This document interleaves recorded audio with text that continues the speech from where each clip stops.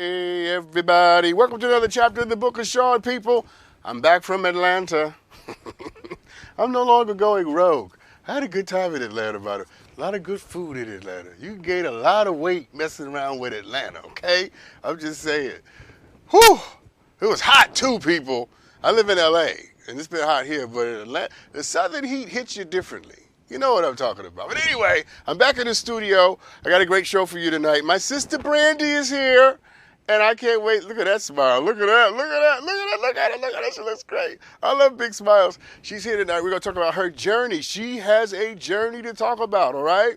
With weight and self-esteem and body image and love, self-love and acceptance, all of that. And coming into the fullness of who you are and being at a different place in your life than where you used to be, okay?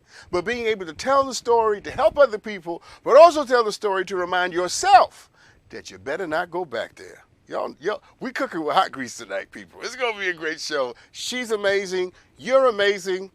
I'm amazing, too. We're going to have a good show, okay? We're going to do some Ask Dr. Sean later. But we always start with some headlines. So, you know, Hailey, play the bumper. All right, people. Okay, let's talk about Bill Gates, all right? Listen to this, Brandy. Listen to this story, okay? Brandy, you come and get me if I fall. If I go in too deep, you just reach to the screen and pull me back out. Recently, I read a story, and I'm sure some of you have seen it, where Bill Gates says he no longer wants to be one of the richest people in the world, okay? And I thought to myself, these are definitely rich white people problems. What? You don't want to be one of the richest. He doesn't want to be on the richest people in the world list. Okay, of all the lists that I can think of some lists that I don't want to be on, that I'm probably on. But this ain't one of them, okay? I have no desire not to be one of the richest people in the world. I don't even understand this. I mean, somebody help me fathom the logic of this. I cannot wrap my mind around the absence of the desire to want to be so financially secure that you don't have to worry about anything. I've never had that, people, okay? I want that. If you want it, say amen. Clap your hands or something, okay? There you go. Brandy's clapping her hands. I love Brandy already. I'm just saying, man, Bill Gates doesn't want to be on the list. And I don't get it. Now, here's what I know. I do understand that Bill Gates is trying to give away his money. So apparently Bill Gates is giving a lot of his money to his foundation, the Bill and Melinda Gates Foundation, and he plans on moving about $20 billion into that foundation. And I celebrate that, right?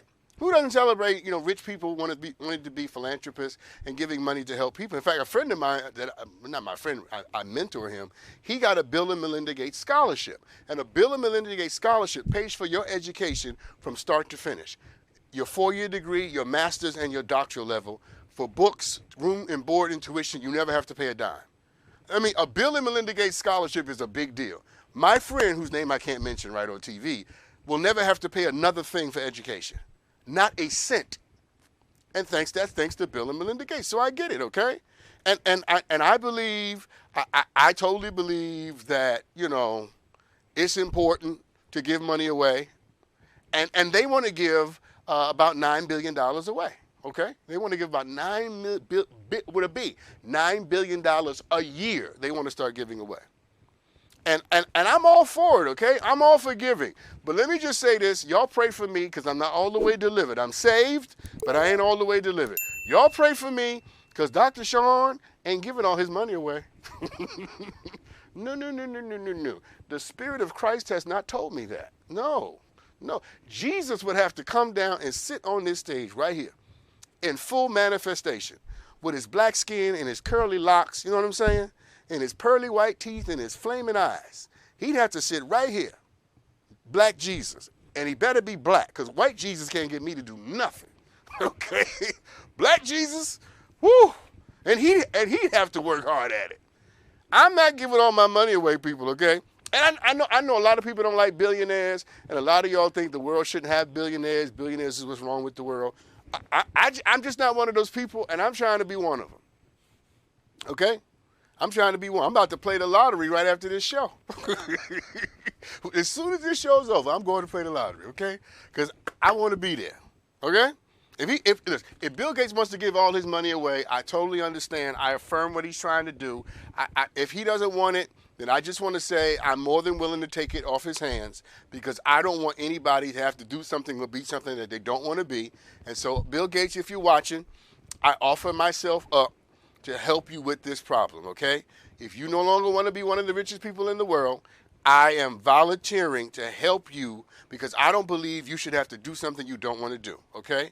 And if you have something that you no longer appreciate, I'm definitely someone, and a bunch of us watching, we can certainly appreciate something that now you take for granted. And that's the moral of the story. It's amazing how people can have what you've been waiting for, and they treat it like it ain't even nothing. Oh, I'm teaching now. Lean in. I'm trying to get you to understand. It's amazing how people can have a marriage and a relationship and children, and other people would kill to have what you have, and you sit around and treat it like it ain't nothing. Sometimes you ought to spend some time with people who are still waiting for the thing that you are now taking for granted. I know you didn't see that coming, but that's what I do. Stay with me, Brandy. I'm coming to you, okay? Stay with me. I got a few more. Let's talk about birth rates, okay? Let's talk about having babies. Yes, having babies. The birds and the bees. The apples and the seeds. You know how it goes? He doesn't know. He's like 12. All right, anyway.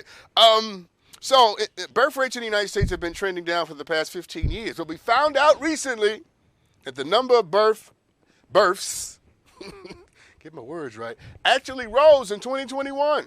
Come on, let's all give each other a round of applause. So in 2021, Americans had more babies. And I wonder what was happening in 2021. I wonder what was going on in 2021 that made Americans want to have more babies. Let's think about this. What happened in 2020? A pandemic. And in 2021, we were still in the house. Yes, we were. And you know what y'all was doing in the house? A lot of touchy-touchy. This is a daytime TV show, so I have to be PG. We're just going to call it touchy-touchy. A lot of touchy-touchy going on in 2021. And thanks to all of you, the birth rates in the country went up. Okay? So I want to thank all of you, for increasing the birth rates of Americans because apparently you can't have a country without people. So apparently we need a little level of touchy-touchy, okay? So God bless your ministry for that. But here's the ironic thing. Check this out. Listen to this. This is going to shock and amaze you. Birth rates in the United States fell to a record low in 2020. So in 2020, you all were too scared of the pandemic, and y'all wasn't doing no touchy-touchy in 2020. In 2020, y'all was like, what in the world is going on with the world? We're all going to die. But as soon as 2021 came around, y'all was like, we not going to die, and you need to come over here. We're going to live, so you need to lay down right here. Shout out to all of you who have pandemic babies because you added to the birth rate. And it's exciting. We need babies. But let me say this real quick before I move on. So there's two morals of the story. The first moral of the story is a lot of touchy-touchy leads to babies, okay? So the next time you have touchy-touchy, don't be surprised if a little baby come out of that, because that might happen, okay? This is my public service announcement. You don't get to act like you didn't know this was possible. Okay, it can happen. But here's the other thing. Here's the second moral of the story. And I love babies, by the way. Who doesn't love babies? Except for the first 4 months when they won't go to sleep. Then they can be a little hard to love. But after you get past that first 4 months, babies are great. Okay? But here's the thing. Okay? Now that we have more babies, you ready for this? We're about to turn left. We should probably figure out how we're going to feed them. Come on now. Because we ain't even got no formula in the country. You know what I'm saying? Now that we have more babies, we should probably figure out how we're going to educate them better. Because education in this country is terrible. We got 8th graders reading at 3rd grade levels. Huh? Most black boys don't read at their grade level. So now that we're making all these babies, a lot of touchy-touchy, we should probably figure out as a society how we're going to make sure that these kids are protected from school shootings. Come on, go with me. Come on, go with me. You know you want to go, so just go on with me. Because having a baby and sending my kid to school and my kid getting killed at school, that ain't how this movie's supposed to go. Here's what I've learned. I'm not an old man, thank God. And I'm not a young man either. I'm somewhere in the middle, okay? Here's what I know. I know that making a baby is the easy part. The touchy is the easy part. The hard part is raising that kid to be a decent human being that knows how to care about other people, respect and love him or herself, to walk in the direction of their destiny with security and confidence, and to be a contributing member of society. That's the hard part. So, I'm grateful that we got more babies, but I'm not impressed because that wasn't that hard to do. A little creature craving, a little you cute, I'm cute. Now we got to do the hard work. So good luck to all of you who have more babies and more kids, because you got at least 18 years of hard work ahead of you. My kids, both my sons are 30, and they're still, every now and then, they still make me want to drink something with dark liquor in it. So good luck, okay? I'm praying for you people. The Pope was around. Anyway, let's move on. Let's talk about Generation Z. All right, this is an interesting story. All right, so a recent study found out that nearly a third of Americans between the ages of 18 and 25 are living at home with their parents or some relative. Generation Z, good old Generation Z. We love y'all, by the way. Generation X, we love you Generation Z people. We just talked about the pandemic, right? And what we found out is that, and all of us know some young person, right, who when the pandemic hit, they ran back home. Like half the Generation Z people that I know, as soon as the pandemic hit, or when people realized it was going to be longer than 6 months, they beelined it back home, okay? They went to the pandemic and they moved into their parents' house to ride it out, which was logical and it made sense because, why am I paying rent to be in a place that I only moved to go out and have fun, and we can't go out and have fun? I can be bored in my mama's house for free. You got to give it to the Gen Xers because they figured it out. All right, but here's what we found out. Apparently, most of them ain't leaving. They moved into their parents' house, and they plan on staying in their parents' house. Zillow, which is the apartment renting website and app, found out that in the United States, 2 million people, check this out, 2 million people moved back in with a parent or a grandparent just in the months of March and April alone in 2020. 2 million people moved back home just in March and April. That's when the pandemic started, right? We're not even counting the rest of the year. Sheesh.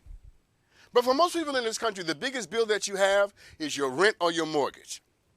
For most people in this country, the most expensive thing that you have to deal with is your rent or your mortgage because housing in America has become unbearably expensive. And if you think homelessness is a problem in America now, just wait until you see what happens if the price of housing in this country continues to go up. You think we got homelessness now? Stick around a little bit and let housing. I just read about how housing in New York is doubling and tripling, and people that moved into apartments that they could afford during the pandemic, the rent's going up $2,000. See, when your rent costs more and your food costs more and your gas costs more, but your salary hasn't changed, it's a recipe for disaster. That's what a lot of Gen Xers too, by the way, not just Gen Z, Gen Xers, millennials, we're all living there. And in the same way that I don't think there should be a limit on how much money somebody should make, I also think that there should be a safety net below which no citizen in this country should be allowed to fall beneath. I think opportunity should be endless, but there ought to be a safety net, a security, so that people are not financially insecure. We live in a country where we spend $56 billion on bombs. I just told you that Bill Gates is going to give away $20 billion and not even miss it. So explain to me why can't we do that and also make sure that housing is affordable in America? Don't tell me we can't do both. Why do I have to choose? I shouldn't have to choose. There's enough money in this country for us to make sure that we are protected with great defense and that people who are 25 years old don't have to be homeless because they can't afford to rent. I think we can have both. I think we better have both, or we're going to have more problems than we realize. All right, let me do one more before I take this break. All right, I only got a minute. Brandy, I only got a minute before I take this break. Let's see how fast I can do this. So, speaking of helping people, the nation's first experimental program to feed every child in public school is about to end this summer. So during the pandemic in 2020, this program was launched to stem the tide of hunger among American children in that year. And the bill that allowed it to happen is about to expire, and the funding is about to run out. So that by the end of the summer, this monumental program, which endeavored to feed every single child in school, is about to run out. So even before the pandemic started, you need to understand that more than half of school children came out of homes rather, where they needed to have meals supplemented for them. 20 million meals were provided in this program because more kids are food insecure than you would ever imagine or even know. Thankfully, the Democrats are working to make sure that this bill is codified and that it extends permanently. And while they can make it permanent rather, they're having a hard time making it universal. And what that means is this, is that, this is exactly what I've been talking about in this opening, is that we have to be a country that can do two things at once, right? We have to be a country that can provide great wealth and great opportunity, but we also have to be a country that feeds its children. Why can't we have great wealth and also be able to feed our children? I think in a country where there's great wealth, hungry children is a sin. It's a moral crime. You can't be as rich as we are and have hungry kids. How does that even happen? How does that even happen? And since we can't guarantee parents an annual income, why don't we work to guarantee children a daily meal? How about we do that? If your parent can't get have a guaranteed annual income, your child at least ought to be guaranteed a daily meal. I think listen, I'm done with this, but I think whatever it costs to feed children, we ought to be willing to pay. And if you're not willing to pay it, you're going to hell. And you should. I'm just going to let it sink in. A little pregnant pause. Whatever it costs to feed America's children, we ought to be willing to pay it. And if you ain't willing to pay to feed hungry kids, you should go to hell. You should be in the lake fire. Trina's going to text me later for saying that. All right. In Europe, some countries like Switzerland have a 98% literacy level. Right? Why can't we have in this country that 98% or 90% of our children in this country are fed? Why can't we do that? Tell me why. Seriously, tell me why. If Switzerland can have a 98% literacy level, why can't we have 98% of our children that are no longer food insecure? We have a moral obligation to do this, people. Okay? We owe it to ourselves and we owe it to our children. And it may not be easy, and it may not be cheap, and it may not be popular, but I promise you, it will be right. And some things ought to be done for no other reason other than that. All right, I'm done. When we come back, we're going to talk to Brandy about her journey, her story. Listen, get ready, people. This is going to be emotional. This is going to be real. It's going to be good because you're going to get to meet a woman who has struggled, but a woman who has overcome struggle, and a woman who is here today to give us both sides of that story. And it's going to bless you, because that's what I do. I aim to bless you. You're going to be blessed. We'll be right back right after this. Welcome back, everybody. None of us dropped down out of heaven, okay? All of us climbed up out of hell. We all came up from the mud. We all got a story. We all come from somewhere. And my guest tonight is no different. Now, the woman you're about to meet is not the little girl that she used to be. And tonight we're going to have a conversation with both sides of who she is. Part of this conversation is going to be me talking to this brilliant, beautiful black woman. But a part of this conversation, I'm going to talk to that little girl. I want to meet both of them. Here's what I know for sure. You can't celebrate the woman until you heal the little girl. Welcome to the show tonight, Brandy J. Hey, Brandy. Hi. Thank you for coming on tonight. Thank you for having me. I'm happy to be here. It is my pleasure. It is my honor. I'm looking forward to this conversation. I'm looking forward just to, just getting a, for lack of a better way to say it, a taste of your heart and your journey. I believe that black women are the eighth wonders of the world. and what and Yes, we are. come on, and what you guys have to go through. Woo! And so here's what I know for sure. I know that you are not what and who you used to be. That in a lot of ways you've matured and grown out of some things. But for the sake of the viewers who don't know your story, I need to start in the past. Okay, I promise you, we're going to get. Oh Lord. Yeah, yeah. I know. That's why I'm building this up to make you comfortable with it, so that you understand that we're not going to spend all our time there. But Okay. but the viewers need to know, who is this woman that sits before us tonight? And here's what my viewers don't know. And you complete this. You were bullied when you were a little girl. Yes. Tell everybody. Talk about that. Well, I was bullied by family members starting out because of my weight.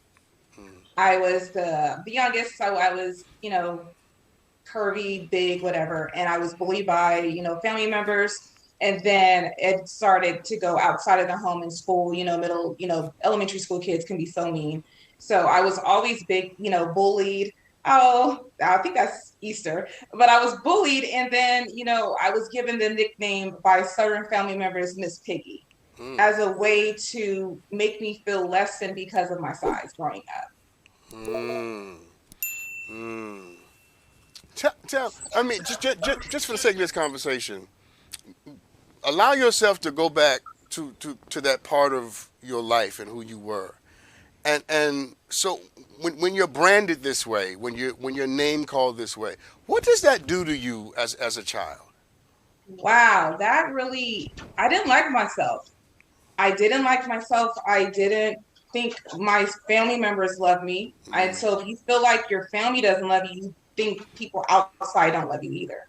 And it really messed with my self-esteem for years, back and forth up until teenage and then young woman and then things like that. But really, as a child, I really did not understand, why I was being treated this way. But it also just made me like just not like Brandy mm. for a very long time.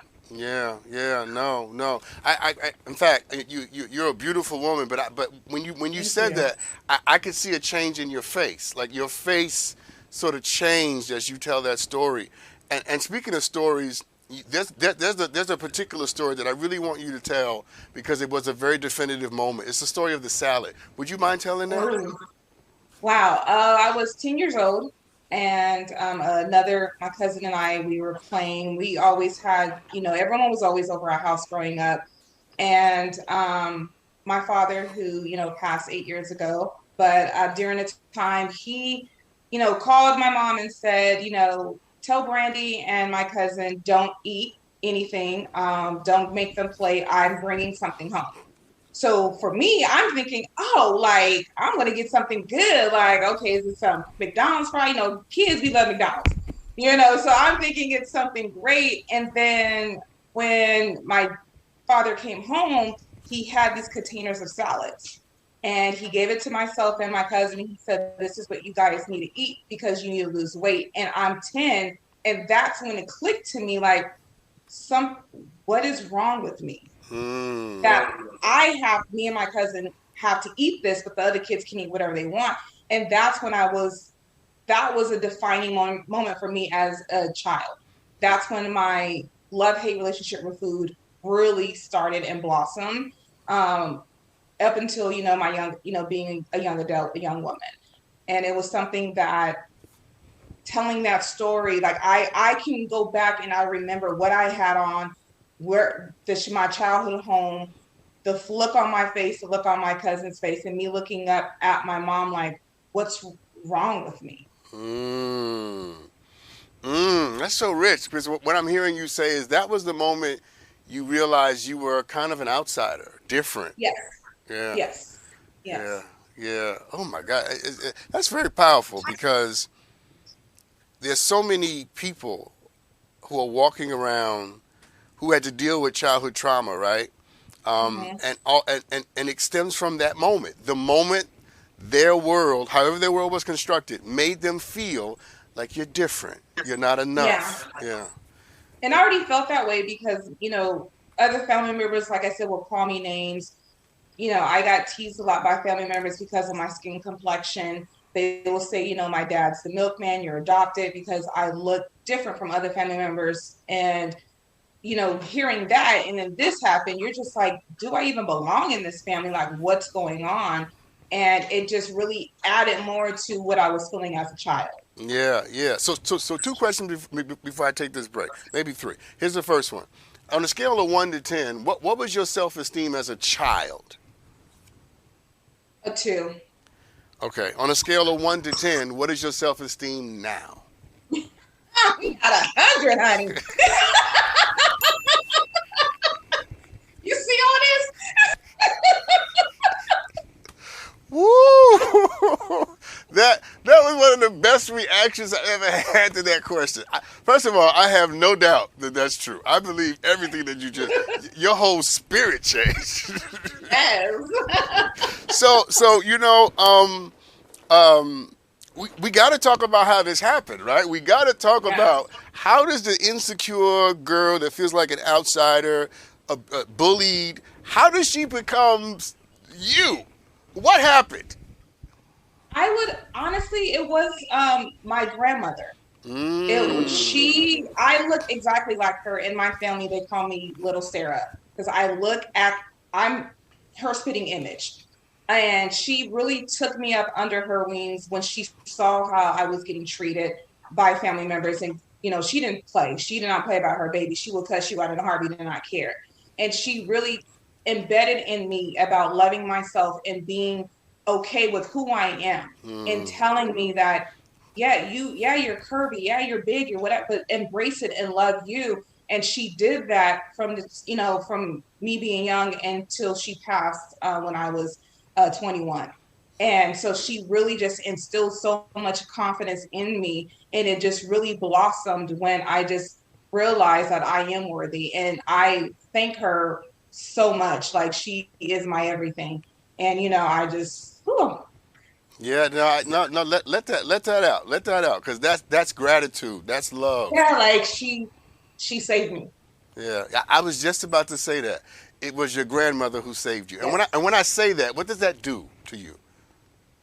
It makes me realize how blessed I was to have her. Makes me realize how much she's been gone for 20 plus years, so I miss her every day. And she saved me. Yeah.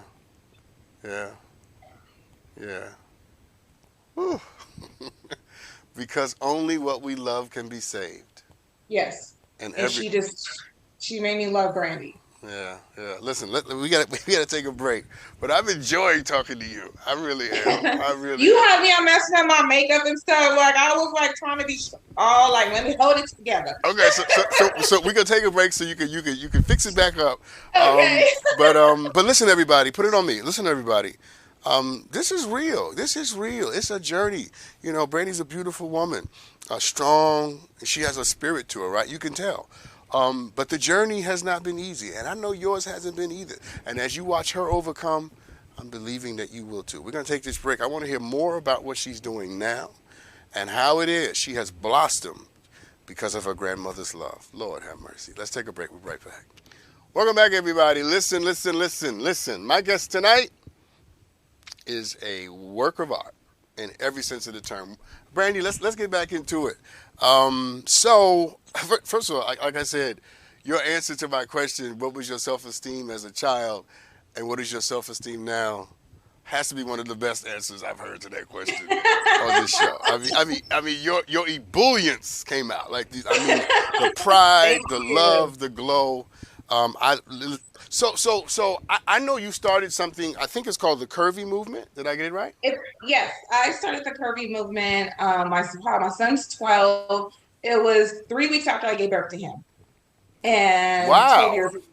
I started the Curvy Movement because I wanted to showcase curvy Black women, curvy women of color in the way that I saw growing up, which was my grandmother and my aunts. And they just embraced their curves, elegance, class. My mom, and they would throw parties and my grandma was rolling up in her fur and her diamonds. And to me, that was normal. So I always saw curvy women in my family just on point all the time. And I felt like a lot of times, when I started the movement, I didn't see that in the media or in the world. And I said, well, this is how I was raised. So I'm sure there's other women like that. And just because we're curvy doesn't mean we don't take care of ourselves. We don't like to get dressed up. We don't have class or anything like that. So that's why what prompted me to start the movement. Well, listen, I'm sure there are a lot of women watching right now, women who are curvy, women who are not so curvy, just women generally who are watching, who are getting a lot out of this conversation. Before we take another step, let's talk first to your sisters who are curvy. What would you say to them tonight? What's your message to them? Own your curves and rock it. Like I tell people all the time, I got thunder thighs, thick thighs, and I love them. They are a blessing and a curse, and it is what it is. And I've always just been that way once I started loving who I am. And it's just being love who you are and accept everything about yourself. And because once you accept everything about yourself, no one can use it against you. Mm, And that's one thing I did. I embraced being curvy. So everything that was told to me when I was younger as being negative, I turned it into a positive and embraced it. And once I did that, it changed the outlook of how family saw me, how people interacted with me, because I was embracing who I was, embracing what they were saying was negative about me. mm. No, that is, there's a lot of wisdom in that. So if you could talk to, um, let's move away from women. All the little girls in America, black, white, native, Hispanic. If you had a microphone to talk to all the little girls in America, what would you say to them? You are beautiful just who you are. You are special. You are one of a kind. And don't let no one mess with your mind or change who you are. Like you are special and you are unique. And we have to really tell our young girls that because they have more influences than what we didn't have social media growing up. And, so they see that thinking that's beauty and it's not. And then they try to mimic that when all you have to do is just look at yourself and embrace everything about you and love you. Yeah, no, and it's a powerful word that you give to little girls tonight, and a word that they need to hear. Your face changed when you were answering that, and I almost get the sense that you were talking to your little girl in you. Yeah. Yeah. I mean, you have to, even though you are healed, you still have to talk to that little girl inside of you. And you still have to feed into her even when you're an adult. And I feed into the little Brandy every day with my affirmations, with, if it's, playing my, I call my empowerment hit list on my phone, or just loving her because that's where it all started. And, going through the changes as a woman, I'm 42 and my body has changed over the years.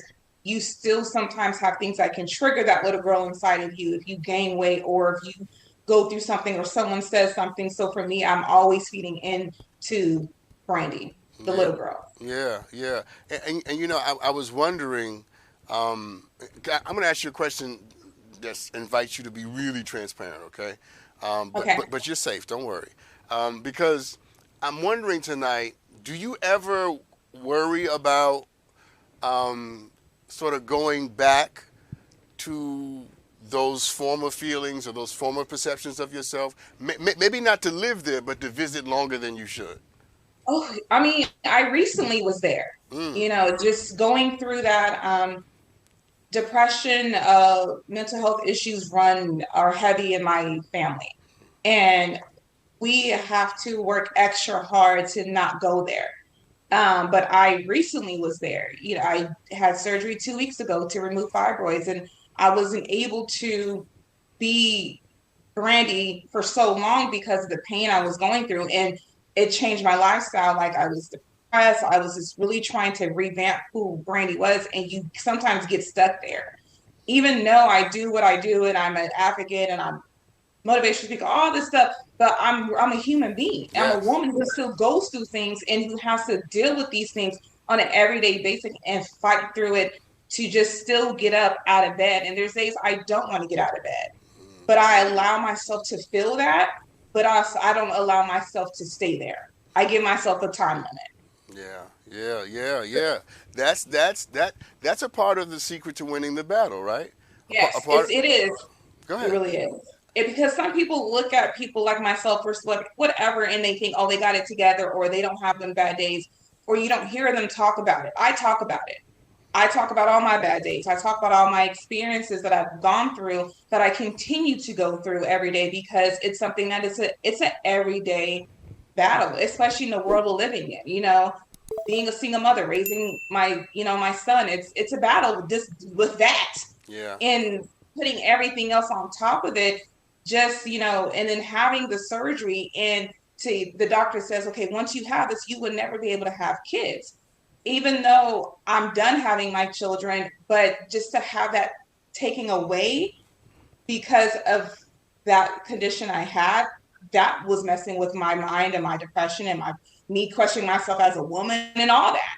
It's just something that I was just really dealing with, and just I'm very transparent. I don't sugarcoat anything. I don't have anything to hide. Like, this is Brandy, this is who I am. Was today a good or a bad day? Today was a great day. It was a good day. I got to listen to my music, did my meditation, my affirmations. I do those daily. Today was a good day. Last week was probably not a good day. 2 weeks ago was a hard day, couple of hard days, but today was a good day. Yeah. No, I'm. If clearly I'm not a woman, Well, but yeah, we see that. but and I'm glad you can. But even as a man, I find your story to be inspiring. I find you to be someone that can really move people with your honesty and with your capacity and willingness to feel. I see why you are no longer where you used to be, because a lot of people come on the show and I'm on TV, I'm on TV, and so they come on and say, I'm going to repress everything I could possibly feel, and just if I could just repress for 30 minutes, I can get. You didn't do that. You came No, on tonight. I don't believe in doing that. Well, what does that do for me as a woman? What does that do for anybody? I don't. One thing my grandmother always would say: "Be you." Yeah, And if people don't like it, then oh well, there's the door. yeah, And that's just how I've always been. And dealing with the weight, and then going into a abusive marriage and getting out of that, and then having to deal with being a mother at 21, and then remarried, and then divorced again, and then my son. It's like I've been through a lot, yeah. and I'm still here, and I'm still going, and nothing's going to stop me, and I don't allow Brandy to stop Brandy. Mm. It's interesting. Before I let you go, I when you were talking, I was wondering, and I wasn't sure if I was going to ask you this, but I'm going to ask you now. How do you feel like your former self-esteem issues affected your relationships with men? Well, I came out at 39, so I do not date men. Oh, I'm sorry. I'm sorry. Forgive me. Forgive me. I didn't know. I didn't know. It's fine. I didn't know. I have a girlfriend, and we've been together for 2 years. Hold on, And Brandy. 2-3. He didn't tell me that. Go ahead. oh yeah, so I came out. I'm 42. I came out when I was 39, and it was a liberating experience for me. And like I said, it doesn't matter who you date, who you love. You've got to be healed, and how your trauma, your childhood trauma affects your relationships, no Yeah. matter who you're dating. So Yeah. for me, it's something that I work on to make sure. But you know, affecting it has I mean, of course, it affects your relationship. To when I was making bad decisions and dating people I shouldn't have been dating. Because one thing that I did before I'm in the relationship I'm in now, I back to back I have 3 bad relationships, and I looked at what was the common denominator: Brandy. And we don't do that. We tend to just tell, oh, this person, no, but I was a common denominator. So I was like, what the hell is wrong with Brandy that I'm attracting these type of people who don't need to be in my life? So I had to go into therapy hardcore at the beginning of the pandemic, and just really just dived into and did all the work, so I don't put out that energy to attract those type of people. Yeah. Listen. Um, I could talk to you for like 2 hours, easy. I could talk to you for 2 hours, and I, and now that I know more about who you are, I love you even more. I mean, it's just, I mean, Thank no, you. you are. I said it when I came back from the break. I called you a work of art, and little did I know how much of an achievement you are.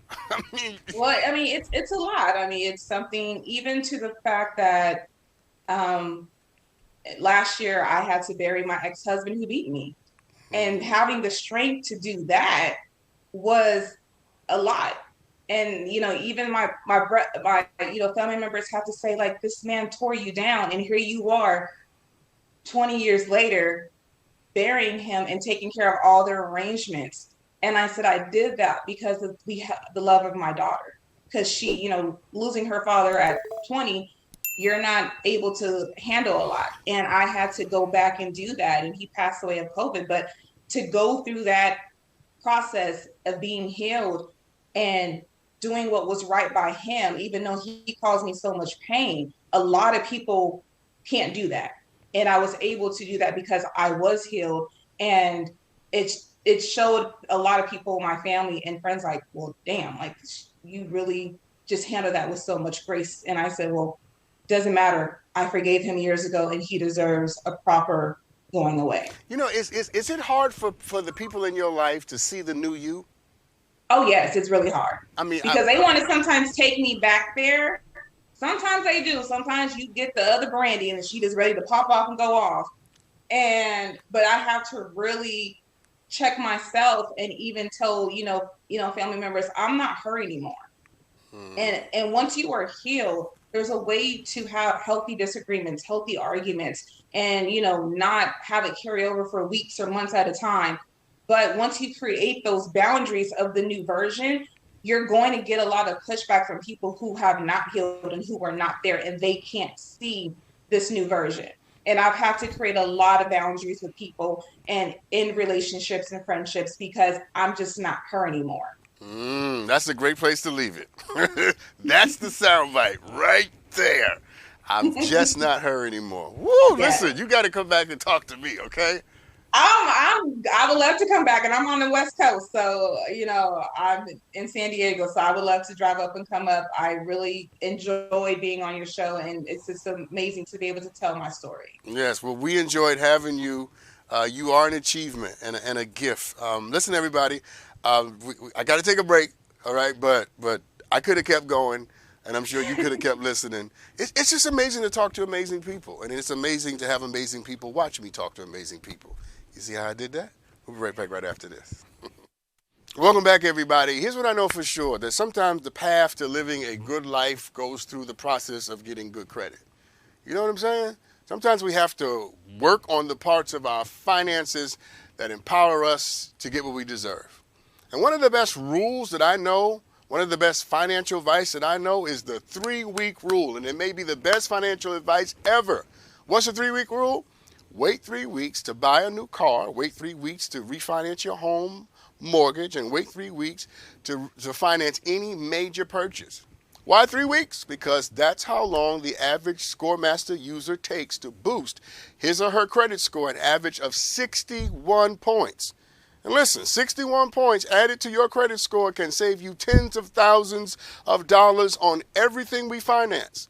ScoreMaster technology was developed by credit data scientists to boost your credit score higher and faster than you ever thought possible or even imagined. ScoreMaster is so easy. It takes about a minute to get started, and you don't have to wait months for your best credit scores. So how many points can you add to your credit score? Everybody say it with me. 61 points. Be sure to visit scoremaster.com/bookofsean for the special 7-day trial that I have for you, all of my favorite viewers, which is all of you. That's scoremaster.com/bookofsean. Again, that's scoremaster.com/bookofsean. Because I want to say it again. Sometimes your best life is working your way to the place where your credit is also better. Yeah. We'll be right back right after this. Welcome back, everybody. Before I do ask Dr. Sean, let me just say a few words about Brandy. Great guest, right? Great spirit, great journey. So transparent, so honest. And that's the way to get free.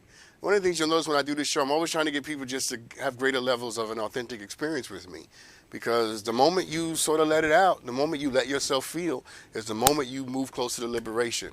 She is not just moving closer. Some parts of her are already liberated. And what you can tell from just encountering her tonight, she's going to be all right. And guess what? So are you. All right, Hailey, play the bumper. Let's do some Ask Dr. Sean, people. You guys always send me great videos, and I appreciate your videos and your questions that you DM and email. Let's take a look at a video together right now.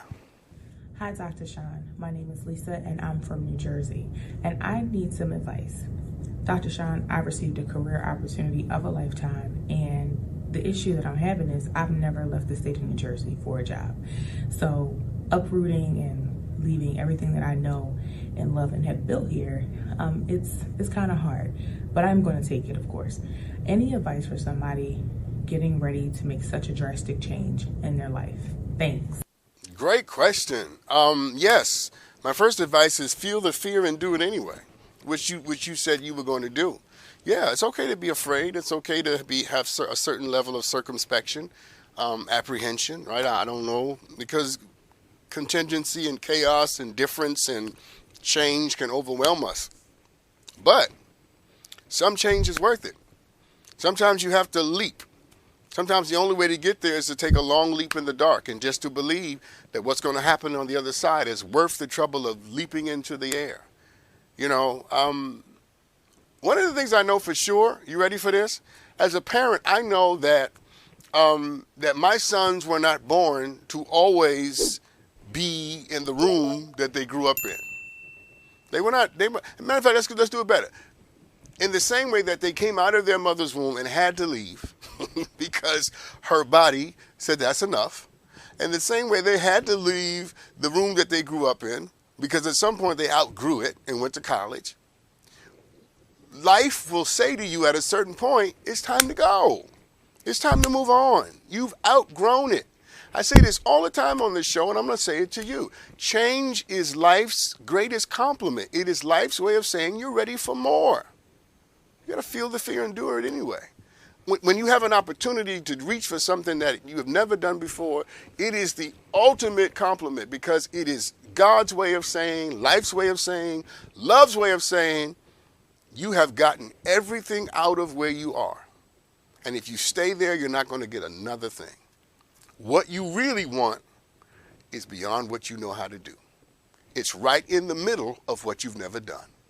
And that's where you are. So the way you ought to embrace this is, God can trust me. Life can trust me.